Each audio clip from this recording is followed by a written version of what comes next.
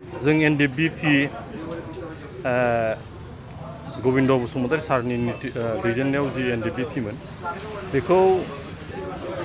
नागारनानै मैया जि धीरेन बर'नि नेतृत्वआव गोदान मोनसे कोअर्डिनेशन कमिटि दादों। जों बेखौ पेपारे कागजे बा ससियेल मिडियानि गेजेरजों जों मिथिनो मोनदों। बे गोदान बाथ्रा नङा, मानो होनना अलरेडि बिसोरो बिपिएफखा, मानो होनना बे कमप्लिटलि पलिटिकल मटिभेटेड आरो फैबाय थानाय जि माने बिटिसिनि बा बिटिआरनि जि बिसायख'थि बेयाव देरहानांगौनि मोनसे रोनकौशल बानायनानै बेखौ बानायनाय जादों। दिनै बिथांमोना बुंनो हागौ बेयो कमप्लिटलि माने नन पलिटिकल होननानै। दा कमप्लिटलि नन पलिटिकल बा दिनै बिनि प्रेसिडेन्ट कोअर्डिनेशन कमिटिनि प्रेसिडेन्ट होननानै जायखौ मुं होदों बिबान होदों होननानै धीरेन बर' बिथाङा कक्लाबारि समस्ति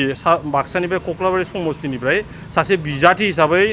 बिपिएफनि बिजाथि लानानै बिथाङा गसंदों आरो बि सावरायग्रा बिथाङा चिरांनि बिथाङा एसनि आवगायाव आफादगिरिमोन। अलरेडि बिथाङा माने बिपिएफ जाखाबाय आरो धीरेन बर'आबो थांनाय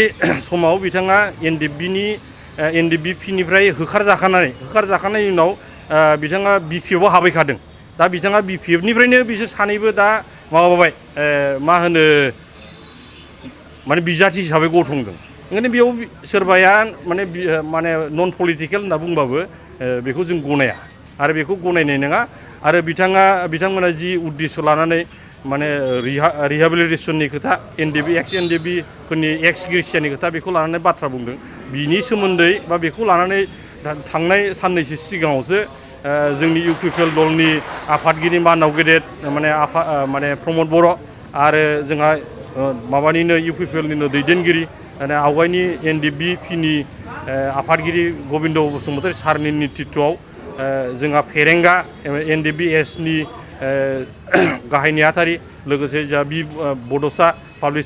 सेक्रेटारि आवगायनि एनडिपिनि आरो बेजों लोगोसे दुलाराय बर' फरायसानि आफादनि आफादगिरि बिथां दिपेन बर' बिथांमोना थांनानै अलरेडि आसाम सरकार बा चिफ मिनिस्टारजों थांनानै बेयाव रायज्लायहैखादों। रायज्लायखांनायनि उनाव जितु सरकारनिफ्राय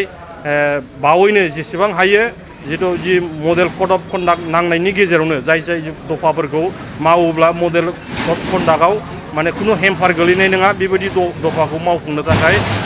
बिथांमोना सिद्धान्त लानानै जोंनो जनायना होखाबाय। दा बेखौ लानानै बिथांमोना आखंगा जादों जुदि माने नैबे इउपिपिएल आरो आबसुनि दैदेननायाव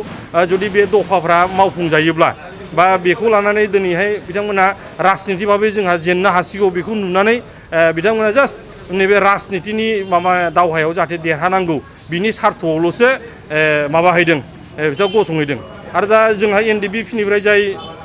मा होनो बे सुनिल ब्रह्म बिबेंगा होनना बुंदों बिथाङाथ' सब समाय बे जिसिनि सुबिदा जायो बिथिं थांग्राखा। बे बयखौबो एनडिपिनि बा नैबे धनस्रि 37 नं धनस्रि समस्तिनि रायजो राजाफोरा गासिबो मिथिखागौ बिथाङा मा धरननि मानसि। ओंखायनो बिथांमोननि जि माने कोअर्डिनेशन कमिटि बे कोअर्डिनेशन कमिटिया जोंनि बे फैबाय थानाय बिसायखौथ' जेबो प्रभाब गोलैनाय नङा। आरो बिथांमोना जि कोअर्डिनेशन कमिटि दादों जुदि एक्सुवेलि जुदि बे माने गासैबो एनडिपिनि जुदि मोनब्रैबो फेक्सननि जुदि गोथार गोसोजों खामानि मावनायमोनब्ला बेखौ गासिबो गनायगौमोन। आरो मानो होनना बुङोबा बे नन पलिटिकल जानांगौमोन बे जों बेखौ मानियो। जेनेबा जोङो एनडिपिखौ जोङो जेनेबा गोविंद बसुमतारीया बेयाव माबा जानायखाय केन्डिडेट जानायखाय बा आंखौ आवगायनि एम गेरेमा फाइनान्स सेक्रेटारि हम सेक्रेटारि बेयो केन्डिडेट जानायखाय जोंहा बा हरिसिंगा समस्तिनिफ्राय एस सानजाराङा केन्डिडेट जानायखाय लिंहरासै जों बेखौ मानिबाय बे नन पलिटिकल हिसाबै लिंहराखिसै। खिन्थु धीरेन बर'आ माबोरैहाय बेयाव आफादगिरि मोनखो बोरै माने सावरायग्राया आफादगिरि मोनखो बेखौ बुजियैनि रावबो बाखि गैया। बे कमप्लिटलि बे माबानि माने सिङाव बेसआ माबानिफ्राय फैनाय बिपिएफनिफ्राय फैनाय। ओंखायनो बे बिपिएफ दलनि दैदेननायाव फैबाय थानाय बिसायख'थि बेखौ देरहानांगौनि सार्थआवल'सो मोनसे दाजानाय बेखौ जोङो डाइरेक्टलि बेखौ नोजोर खालामबानो जों बेखौ नुनो हाखायो। दाथ' नैबे 37 नं एबा 37 नं धनस्रि समस्तिनिफ्राय जोंनि बर'आ जेसेबांखिनि जोंनि भटार्स दं बे बर'आथ' फ्राय 70% जोंजों दंखायो आरो गुबुन गुबुन माने हारि माहारिफ्राबो फ्राय 60% बे जोंजों दिनैहाय जिबायदि ओंखारबोदों सानफ्रोमबो दले बले बेयाव जगदान जाफैदों जोंनि इउपिपिएलआव हाबफैदों। बेनिफ्राय नोजोर खालामनानै जों नुदों गैयाब्लाबो 60निफ्राय 70% बिथांमोना जोंजों गसंनानै दं। मानो होनबा थांनाय 17 बोसोर जे बिपिएफनि अफहाकन बे अफा हाखरनि थाखाय मोजां खुंथाय खालामनायनि थाखाय आरो जेसेबांखिनि बेयाव उन्नयन आसनिफोर दं बे उन्नयन आसनिफोरखौ कमप्लिटलि बिथांमोना माने मावफुंनायाव फेल जादों फ्राय गामियानो माइनरिटि गामिफ्रा बा गुबुन गुबुन माने जाथिनि बेयाव जिथु बाखिन्दा बिराद दङ फ्राय मथा मथि गासैबो जाथिनि प्रतिनिधिफ्रा बा दैदेनगिरिफ्रा दिनैहाय बेवहाय मोनसे गोदान सोलायनाय लाबोनांगौ मानो होननांगौबा बेयाव बिपिएफआ जेसेबांखिनि सासन खालामदोंमोन बे सम्पुर्नभाबे माने रुफायन खालामनायाव बेर्थ जादों बा फेलें जादों बेखौ नोजोर खालामनानै दिनै दल बले ओंखारबोनायखौ नोजोर खालामनानै गैयाबाबो 60-70% गुबुनारि भटफ्राव जोंनि इउपिपिएल दलाव जगदान माने होगोन आरो जोंनो भट होगोन होननानै दा फेक्टराथ' मैयासिमहालागै दिनैथ' दाबो 24 घन्टा थाङाखै मैयासिमहालागै बेवहाय मिताराम बसुमतारियानो बेयाव जोंनि सेकेन्डआव थागोन होननानै जों बेखौ नुनो मोन्दों मानो होननांगौबा बिथाङा बेवहाय 17 बोसोर जि माने बिपिएफनि सासन बेयावहाय फ्राय 12 बोसोर बे इएम जानानै दं इन्टारिम मायाव बेयाव 2 बोसोरमोन आरो बिनिफ्राय फ्राय माबाया मा होनो 10 बोसोरा बेयाव इएम बियो बे ओनसोलनिफ्राय जादों एग्रिकालचार इएममोन आरो 5 बोसोरा टिएलसिसिनि चेयारमेन जानाय समाव बिथाङा जेसेबांखिनि गावनि पलिटिकेल बे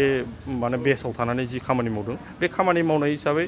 बिथांनियाव फ्राय माने सिगांनि बिपिएफनि कर्मिफ्रा दङ